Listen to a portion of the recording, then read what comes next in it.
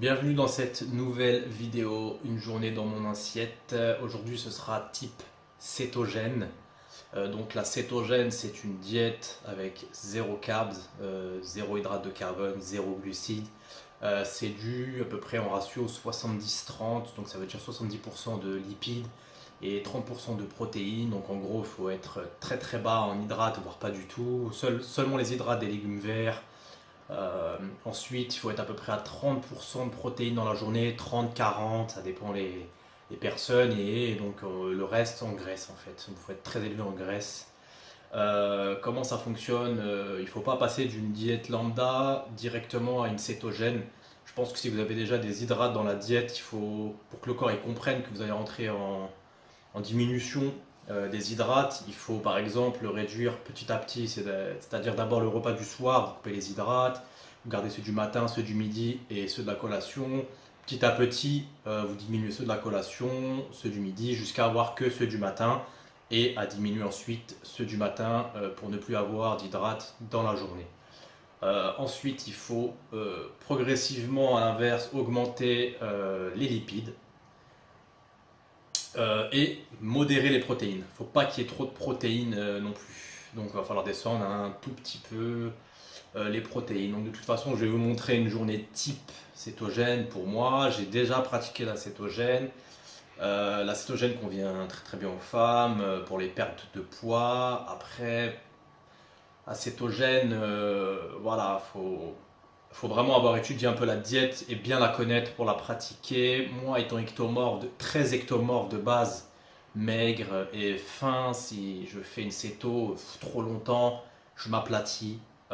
Et puis aussi, niveau carburant, il faut savoir aussi quand recharger. En fait, il faut connaître son corps pour savoir à quel moment recharger intelligemment, justement pour renvoyer aussi du carburant, pour relancer le métabolisme.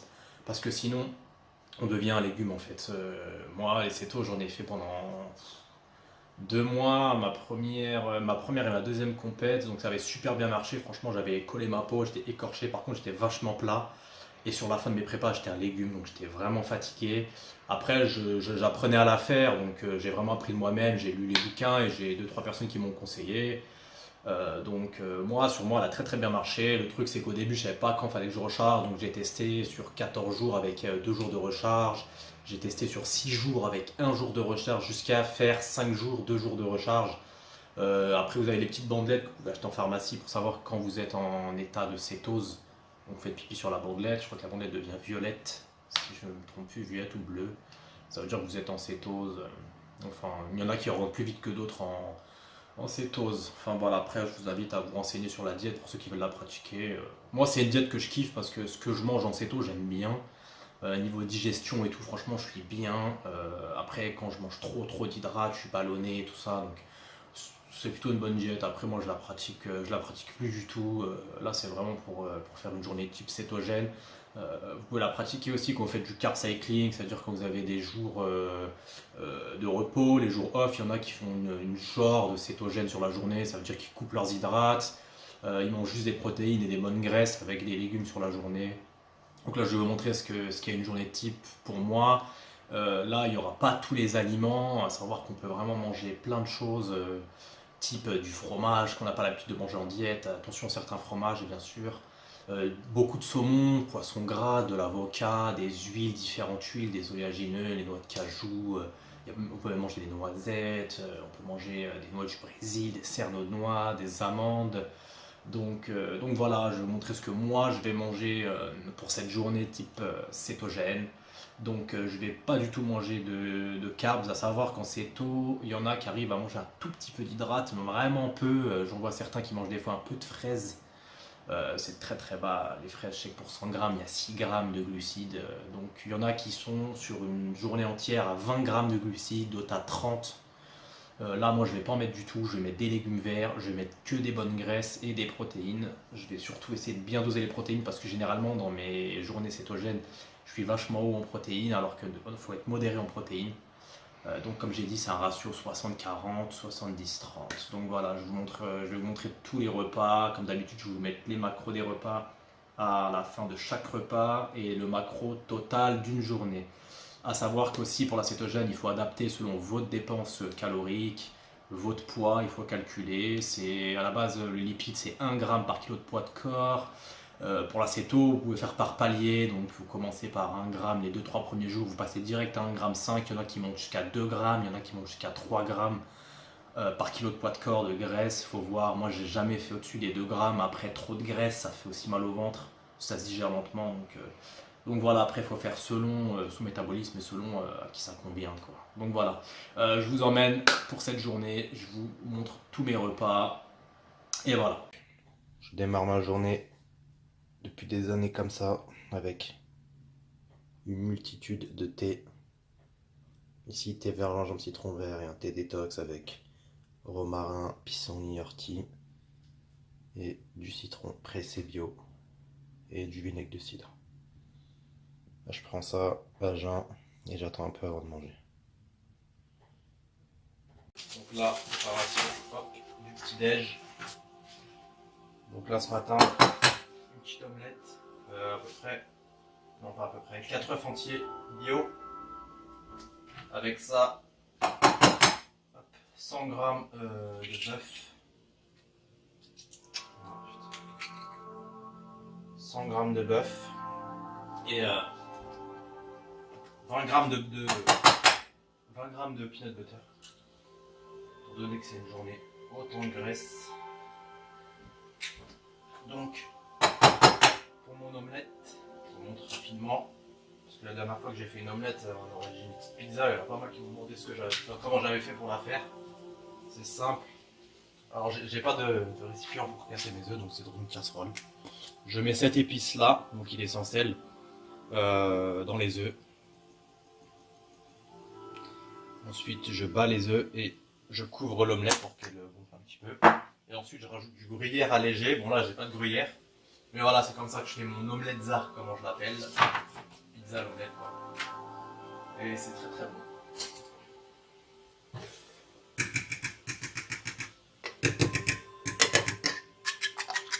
Donc pareil, j'ai pas le petit tourbillon, donc fourchette dans la casserole. Meilleur moyen de niquer sa casserole.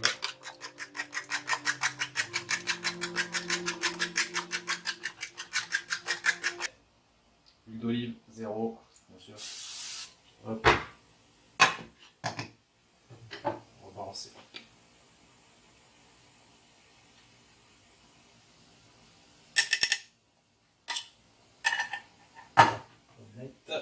Et ensuite, hop. On va balancer le steak vert. Donc là, c'est un steak bio 5%.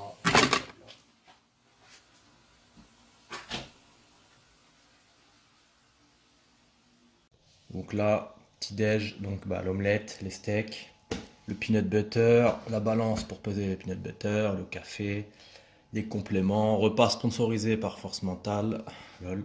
Donc là, on a 1 gramme de vitamine C à croquer. Je vais prendre maintenant d'ailleurs. Ensuite, oméga 3, multivitamines et minéraux, MyoC pour les articulations, Phénaxine pour la circulation du sang et la spiruline. C'est tout ce que je prends. Donc voilà, ça c'est le premier repas de la journée. Après, là je casse un jeûne en plus, j'ai jeûné 15h48, pas 16h, normalement c'est 16h. Tous les samedis je fais un jeûne intermittent et je casse avec la diète, quoi. Donc voilà. Pour la journée, type céto, je réduis sur certains repas l'apport en protéines. Là c'est le petit déj, donc c'est conséquent par rapport au jeûne. Mais après sur les autres repas, je vais diminuer les protéines. Je suis modéré, hein, comme j'expliquais, je suis à 70-30. 70% de graisse, 30% de protéines sur toute la journée.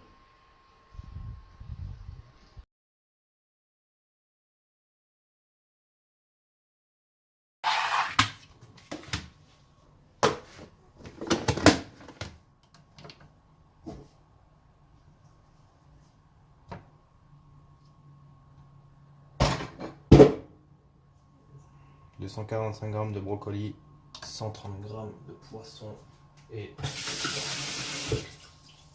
30 g de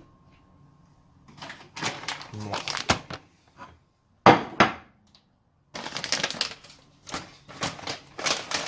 que j'aurais pu peser dans l'assiette.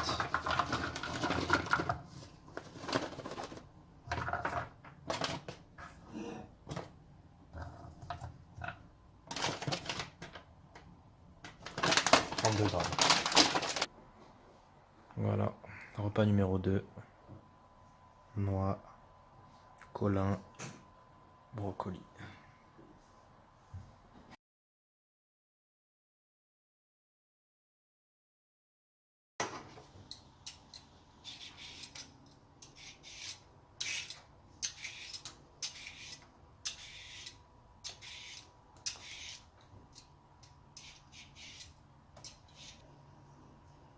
Donc là, première couche de la salade, concombre, tomate, ail et fines herbes, et je mets la sauce. Bon là c'est garlic.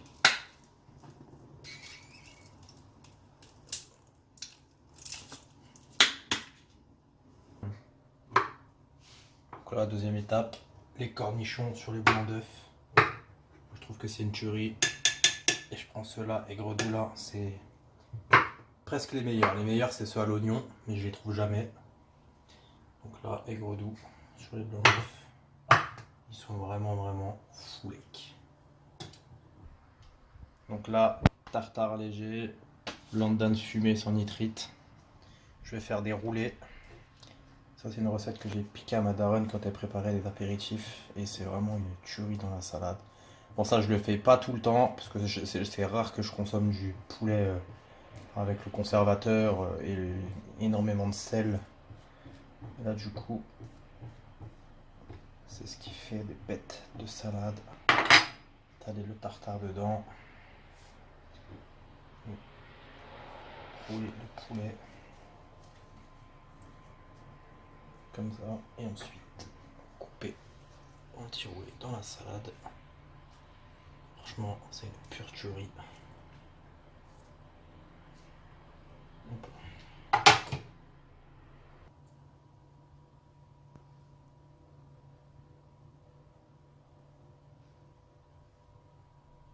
Là, 45 g d'avocat tout pile. Donc là, je rajoute le fromage. Le fromage, je prends celui-là, Merzer, 12%. D'habitude, je prends l'ortolan. L'ortolan, il a 10%. Donc ça fait à peu près du 10 g de lipides aux 100 g de fromage. Moi, je mets à peu près 40 g de fromage, 50 g, ça dépend. Étant donné qu'en cette on peut manger du fromage, du vrai, normalement même. Étant donné qu'il faut énormément de graisse. On va voir combien de grammes ça fait. Là,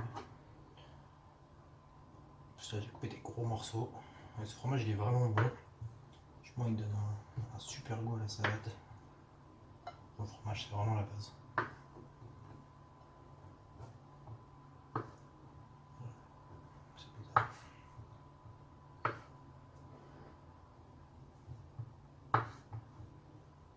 Donc là, on est à 60. Alors c'est bizarre, ça me fait jamais ça. D'habitude, je mets 40 grammes. Alors je sais pas si la balance a été à 0, là ça fait 78 grammes. Donc l'oignon rouge, pour ceux qu'on met dans la salade, franchement ça fait toute la différence. Toute la différence. Je dis bien toute la différence. Donc voilà le résultat final. Merveilleuse salade.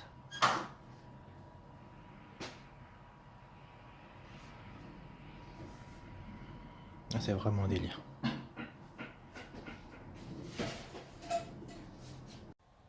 Donc là je refilme parce que j'avais pas mis de noix. J'en ai remis, du coup ça fait un petit peu plus de graisse.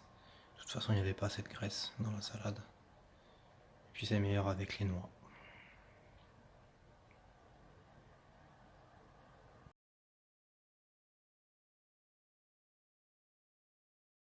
Donc là, on va cuisiner le repas numéro 4.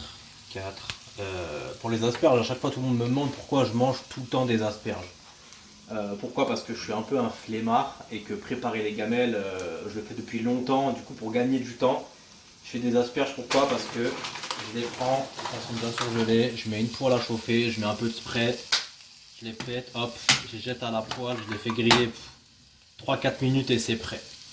Donc c'est un peu pour moi, on va dire la facilité. Les brocolis, il faut mettre l'eau à ébullition, les mettre, les égoutter. En plus ça fait plus de vaisselle. Du coup, pour moi les asperges c'est le côté rapide et pratique. Voilà. Donc là, 130 g de poisson, 130 g d'asperges et j'ai rajouté 10 ml d'huile de noix.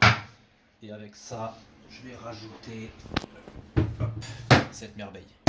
Le meilleur peanut butter pour moi, de tout ce que j'ai goûté.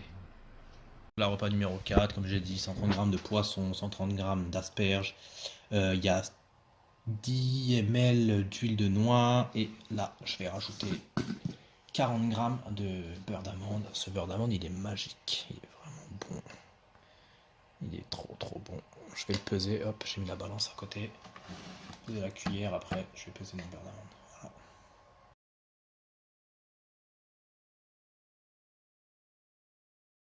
Donc là, repas numéro 5. Donc ce sera pour moi le dernier repas.